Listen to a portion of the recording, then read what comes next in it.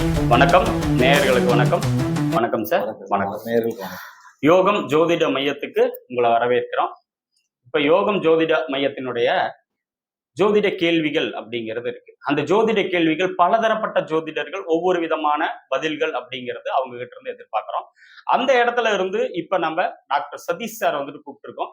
மனநல ஜோதிட மருத்துவர் அப்படிங்கிற அடிப்படையிலும், மனநல ஜோதிட ஜாம்பவான் அப்படிங்கிற இடத்துலையும் சாரை வந்துட்டு வரவேற்கிறோம். வணக்கம் சார். வணக்கம் சார். நேயர்களுக்கு வணக்கம் சார். வணக்கம். இப்ப ஜோசியத்துல பர்டிகுலரா ஒரு கிரகம் அப்படிங்கிற ஒரு அடிப்படை இருக்கு. அந்த பர்டிகுலர் கிரகம் அப்படிங்கிற இடத்துல ஒரு திருமண தாமதம் அப்படிங்கிறது பலதரப்பட்ட இடத்துல பாக்குறோம். இன்னைக்கு ரொம்ப வந்துட்டு சொசைட்டி பேஸ் பண்றப்ப திருமணம் ஏன் தாமதப்படுது, அந்த திருமண தாமதம் எதனால உருவாச்சு அப்படிங்கிறதுக்கான விளக்கம் உங்ககிட்ட எதிர்பார்க்கிறோம். கண்டிப்பா சொல்லலாம் சார். பொதுவாக நம்ம ஜாதக ரீதியா பார்த்தோம்னு சொன்னா ஆணுக்கு பெண்ணுக்கு சில கிரகங்கள் மாறி வரும். அதை நம்ம விளக்கலாம். ஃபர்ஸ்ட் ஒரு ஆணுக்கு திருமண தாமதம் எதனால ஆகுதுன்னு சொன்னா ஆணுக்காக. ஆமா. ஆணுக்கு பொதுவாக ஒரு ஜாதகத்துல சுக்கிரனுங்கிறது மனைவியை குறிக்கக்கூடிய ஒரு அமைப்பு. ஓகே. ஆண்களுக்கு சுக்கிரன். ஓகே. ஆண்களுக்கு சுக்கிரன். ஆமா. அந்த சுக்கிரன் ஆக கிரகம் வந்து பொதுவாக இந்த ராகு கேதுவோட இணைந்திருந்தாலும் திரிகோணத்துல ராகு கேது அல்லது 1 7 4 8 இந்த இடத்துல இருந்தாலும் சரி 12 6 கூட சில நேரங்கள்ல இந்த திருமண தாமதம் தருது. ஆனா கண்டிப்பா இந்த கேதுவோட இணைஞ்சிருக்குதுன்னு வச்சுக்கோங்களேன். சரிங்க. சுக்கிரன் கேதுவோட இணைஞ்சிருந்தா. ஆமா. அது வந்து ஓரளவுக்கு ஜாதகருக்கு திருமணத்தை 30 வயசுக்கு மேல தள்ளிட்டு போயிடும். 30 வரைக்கும். ஆமா.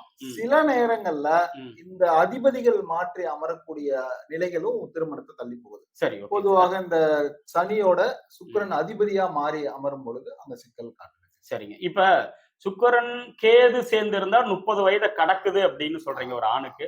30க்கு முன்னாடி நடக்கிறப்ப அதனுடைய பாசிபிலிட்டிஸ் எந்த மாதிரி இருக்குங்க? இப்ப அதுக்கு 30க்கு முன்னாடி நடந்ததுன்னா ஏதோ ஒரு காரணத்தினால விலகி இருக்கக்கூடிய சூழ்நிலை உருவாகுது.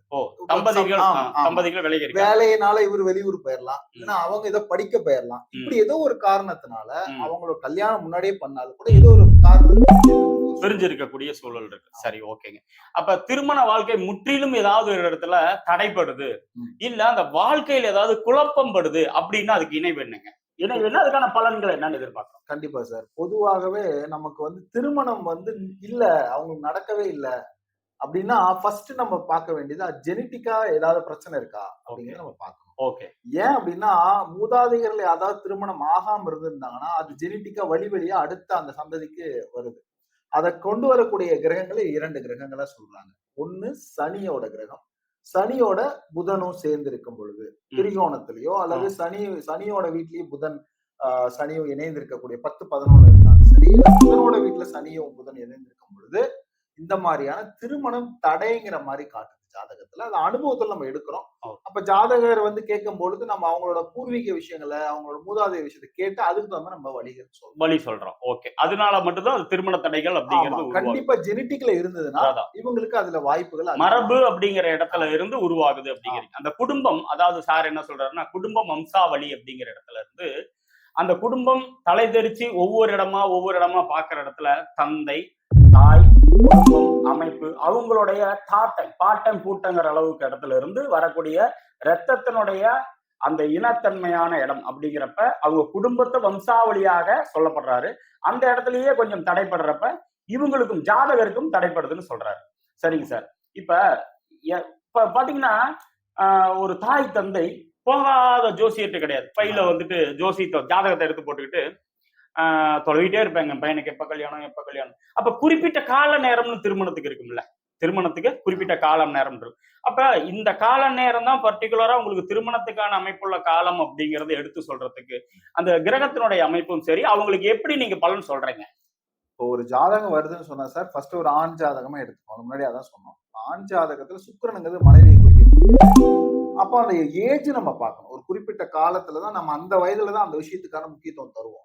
அப்போ ஒரு 4 வயசு 5 வயசு பையனுக்கு திருமணத்தை பத்தி நம்ம யோசிக்க போறது கண்டிப்பா. அதே மாதிரி 40 45க்கு அப்புறம் கூட திருமணம் ஆகாதவங்களுக்கு பார்க்கலாம். ஆனா அந்த ஏஜ்ங்கிறது ஒரு முக்கியமான ஒரு விஷயம்.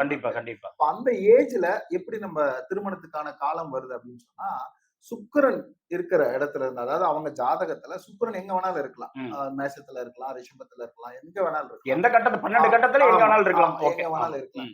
அப்போ இங்க குருபலன் சொல்லுவாங்க நிறைய ஆமா ஜோதிடர்கள் ஆமா இல்லையா? ஆமா அப்ப ஆமா இந்த ஆமா குருபலன் வந்திருக்கா இல்லையான்னு குருபலன் பாக்குறது. அப்படிம்பாங்க. ஆமா. ஒரு இடத்துல வந்து கங்கான முகூர்த்தம் அப்படிம்பாங்க. ஆமா, அப்படி ஆமா. சொல்லுவாங்க. ம். அப்ப அந்த குருபலன் வரும்பொழுது அந்த ஜாதகருக்கு திருமணத்துக்கான வாய்ப்புகள் வருதுங்கிறத நம்ம சொல்றோம். ஆனா அந்த குருபலன் எப்படி நம்ம கண்டுபிடிக்கிறதுன்னு சொன்னா, உங்க ஜாதகத்துல எங்க வேணாலும் சுக்கிரன் இருக்கலாம். அந்த ம். சுக்கிரனுக்கு கோச்சார குரு அப்படின்னு சொல்லக்கூடிய ஓ, கோச்சாரத்துல அதாவது ஆமா, ஓகே. அதாவது என்ன சார் என்ன சொல்றாருன்னா, நடப்பு கிரகத்துல இருக்கக்கூடிய குரு. ஆமா. ஓகே. அந்த குரு உங்கள திரிகோணத்துல தூண்டும் பொழுது திரிகோணத்துல. 1, 5, 9 இந்த ம். மாதிரியான இடங்கள்ல வந்து தூண்டும் பொழுது அந்த ஜாதகருக்கு திருமணத்திற்கான அமைப்புகள் வருது. வருது. ஆமா. ஓகே. அப்ப திருமணத்துக்கான அமைப்புகள் ஆமா. வருது. அந்த கால நேரத்த குறிகாட்டி ஆமா. சொல்றீங்க. அந்த நேரத்துக்குள்ள நம்ம சொல்லலாம். Okay, okay. சரி, ஓகேங்க. இதே திருமணத்த தாண்டிய ஒரு இடம் சொல்றோம். இந்த திருமண பந்தம் அப்படிங்கிறது ஒவ்வொரு இடத்துல இந்த ஜாதகமும் இந்த ஜாதகமும் பொருந்தாதுங்க. இது பொருந்தக்கூடிய ஜாதகம் அப்படிங்கிற மாரி இந்த இடத்துல சொல்லப்படல. அப்படிங்கிறத நீங்க எப்படி ஓப்பன் டாக்காவே அவங்க கிட்ட வரக்கூடிய கிளையண்ட் கிட்ட சொல்லிருவீங்களா? ஆமா. அவங்க இருக்கிறத நம்ம ஓப்பனா லாஜிக்கா சொல்லிடுவோம் சார். ஓகே. இந்த கட்டுக்கதைகள்லாம் ம். சொல்றது இல்ல. ம், ம், ம். டைரக்ட்டா ஏன்னா அதான் உண்மை நட்சத்திரம் பொருத்தமே உண்மைய மட்டும் பேசுறீங்க. ஆமா, அவ்வளவுதான். ஓகே. ஆமா. ம். நட்சத்திரம் பொருத்தமே நம்ம பார்க்கறது இல்ல. பாக்குறது ஓ. ஏன்னா ஆ. 40 வருஷமா நட்சத்திர பொருத்தம் பார்த்து தான் கல்யாணம் பண்ணாங்க. ஓகே. ஆனாலும் விவாகரத்து கோர்ட் கேஸ் நடந்துட்டு தானே இருக்கு. ஆமா. இன்னைக்கு வந்து ஆ. நீதிமன்ற அடிப்படையில பார்க்கிறப்ப, வழக்குகள் அப்படிங்கிறது குடும்ப வழக்குக்கான இடம் தான் ரொம்ப அதிகமா இருக்கே தவிர, மத்த வழக்கை காட்டிலும் குடும்ப வழக்குகளே அதிகம் இருக்குன்னு இப்ப கேள்விப்படுறோம். பொதுவாக 2 ஜாதகத்த பார்க்கணும் சார். ம். பார்க்கும்போது 3 விஷயத்த பார்த்தா போதும். ஓகே, 1 குழந்தை பிறப்பு. ஓகே. 2வது பொருளாதாரம். இன்னைக்கு பொருளாதாரம். பொருளாதாரம் தான் ஒரு குடும்பத்தையே காலி பண்ணுது. ஆமா, ஆமா, ஆமா. பொருளாதாரம் இருந்தா எல்லாத்தையும் சமாளிச்சு வந்தாரு. கண்டிப்பா. ம், அப்ப 2 அந்யோன்யமா இருக்கணும். ம், ஹஸ்பண்ட் அந்த பெண்ணுக்கும், ஆணுக்கும் ம். இருக்கக்கூடிய அந்த ஈர்ப்பு ஈர்ப்பு. நல்லா இருந்ததுன்னா, இந்த ம், 3 பொருத்தம், கட்ட பொருத்தம் பார்த்தாவே ம், சிறப்பா இருக்கும். மன ம். பொருத்தத்தையும், கட்ட பொருத்தத்தையும் பார்த்து நாம சொல்லிடுவோம். Okay, okay. அப்ப தம்பதிகளினுடைய அடிப்படையில வச்சு, ஆமா. இவங்க குடும்பம் எப்படி இருக்கும் ஆமா. அப்படிங்கிறதுக்கான இடத்த குறிப்பிட்டு சொல்றீங்க. சரிங்க சார். இப்ப திருமணம் அப்படிங்கிறது ஏற்படுது. இப்ப இன்னைக்கு ஏன்னா இத பத்தி ஏன் உங்ககிட்ட விரிவாக கேட்கிறேன்னா, திருமணத்த பத்தியான கேள்விகள் நேயர்களுக்கு அதிகமா இருக்கு. ஆமா. கொஞ்சம் நஞ்சம் கிடையாது. ஏன்னா அதாவது ஆ ஒரு பையனுக்காகட்டும், ஒரு பெண்ணுக்காகட்டும் வரன் பார்க்க போறாங்க அப்படின்னா, திருமணத்துக்குள்ள ஓராயிரம் கேள்விகள் வைக்கிறாங்க. எப்படின்னா, உள்ளுக்குள்ள அவங்க 2 பேத்துக்குள்ளயுமான பாண்டிங் எப்படி இருக்கும்? கணவன் மனைவிக்குள்ள. குழந்தை பிறப்பான இடம் எப்படி இருக்கும்? 2 பேத்துக்குள்ளயும் அந்யோன்யம் எப்படி இருக்கும்? அப்படிங்கிறது எல்லாத்தையும் பொதுவா எதிர்பார்க்கிறாங்க. அந்த 90 கிட்ஸ் நெறைய கேள்விகள். ஆமா, கேள்விகள் கேட்கறாங்க. அப்ப ஒரு ஆணும், பெண்ணும் திருமணத்துக்கு பிறகு 2 பேத்துக்குள்ளயும் அட்டாச்மென்ட் அந்த லவ் அப்படிங்கிறது எப்படி இருக்கும் அப்படிங்கிறத எடுத்து அந்த கிரகத்தினுடைய அடிப்படையில நீங்க ஒரு பலன் சொல்றீங்கன்னு வைங்க. அப்ப அவங்களுடைய வரவைங்களுக்கு எந்த மாரி வந்துட்டு விளக்கி சொல்லுவீங்க? ஒரு ஆணோ, பெண்ணோ ம். தன் ஹஸ்பண்டையோ, தன் மனைவியையோ கௌரவமா பார்த்துக்கணும். ஓகே, அது ரொம்ப எதிர்பார்க்கிறோம். ஓகே. அப்ப கௌரவங்கும்போது இங்க குருவ நம்ம மெயினா பார்க்கணும். ம். ஒரு ஆண் ஜாதகத்துல சுக்கிரனுக்கு குரு இருந்ததுன்னா, தன் மனைவிய கௌரவமா பார்க்கணும். கௌரவமா பாத்துக்குவாங்க. ஒரு பெண் ஜாதகத்துல ம். செவ்வாய்க்கு திரிகோணத்திலயோ அல்லது ம். வந்து செவ்வாய் வந்து குருவோட இணைந்து ம். 1, 8, 4, 10ல இருந்தாலும் ம். அல்லது 2, 7ல இருந்தா கூட இவங்க வந்து தன்னோட கணவரை கௌரவமா பார்த்துக்க பாத்துக்கிறாங்க. அந்த அந்யோன்யத்தோட இருப்பாங்க. ஓ. இருந்தாலும் புதன் சுக்கிரன் நம்ம பார்க்கணும். ம். அதுவும் இதோட சேர்த்து இதை பார்க்கும்போது இன்னும் சிறப்பா ஓ, அந்யோன்யம், அன்பும் கணவன் மனைவிக்குள்ள அதிகமா இருக்கிறதுக்கான சார் அதுக்கு ஜோதிடத்தினுடைய விளக்கம் சொன்னாரு. சரிங்க சார். இப்ப திருமணத்துக்கு பிறகானாலும் சரி, 2 குழந்தை பிறந்ததுக்கு அப்புறமும் சரி, ஒரு கணவன் மனைவி அந்த அந்யோன்யத்த பார்க்கிறப்ப, ஒரு கோயிலுக்கு போகறதா இருக்கட்டும், வெளியில போறதா இருக்கட்டும், எங்க போனாலும் ஆ அப்படியே ஒட்டிக்கிட்டே போவாங்க. பார்த்திருக்கீங்களா?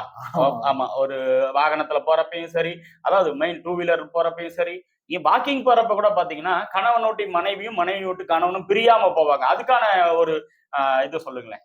கண்டிப்பா. இப்போ நான் முன்னாடி சொன்ன மாரி தான். ம், இந்த பெண் ஜாதகத்திலயும் இந்த குரு, செவ்வாய் இணைவுகளும், ம். ஆண் ஜாதகத்துல குரு, சுக்கிரன் இணைவுகளும் ஒரு அந்யோன்யத்த குடுத்துருது. குடுத்துருது. அதே மாரி இந்த கிரக இணைவுகளோட கோச்சாரங்கள் வரும்பொழுது அவங்க லைஃப் வந்து நல்ல ஒரு ஸ்மூத்தா அந்த போகும். காலகட்டங்கள நம்ம கவனிக்க முடியுது. ஓகே. 2வது அந்யோன்யம் இருந்தாவே ஓரளவுக்கு எல்லாத்தையும் சமாளிச்சிடலாம். 3 ம், தான் நான் முன்னாடி சொன்ன மாரி தான். ம், குழந்தை பேர் பிறக்கணும். பொருளாதார வளர்ச்சி இருக்குன்னா ம், அந்யோன்யம். இந்த 3மே ஒரு ஜாதகத்துல இந்த கிரகங்கள் அடிப்படையில நம்ம எடுத்தா போதுமானது. ரொம்ப ம். போட்டு குழப்பிக்க வேண்டாம். சிம்பிளா சொன்னாவே போதுமானது. போதுமானது. ஆமா. வரவங்களுக்கு விலக்கி சொல்லிடுறேன். ஆமா. ஓகே. மிக்க மகிழ்ச்சி சார். இதுவரைக்கும் திருமணத்துக்கான உறவையும், திருமணத்துக்கான பந்தத்துக்கும், திருமணம் எப்படி வந்துட்டு ஒரு ஆணுக்கும், பெண்ணுக்கும் உருவாகுது அப்படிங்கிற அடிப்படையில இருந்து, அந்த குடும்பம் எப்படி வந்துட்டு அத செயல்படுத்துறாங்க அப்படிங்கிற வரைக்கும் தெளிவா சொன்னீங்க. ஆ மிக்க மகிழ்ச்சி. எங்களுடைய யோகம் ஜோதிட மையத்துக்கு வரவேற்பு தந்த மனநல ஜோதிட மருத்துவர் சதீஷ் சாருக்கு மிக்க நன்றி. நன்றி. நேயர்களுக்கு நன்றி.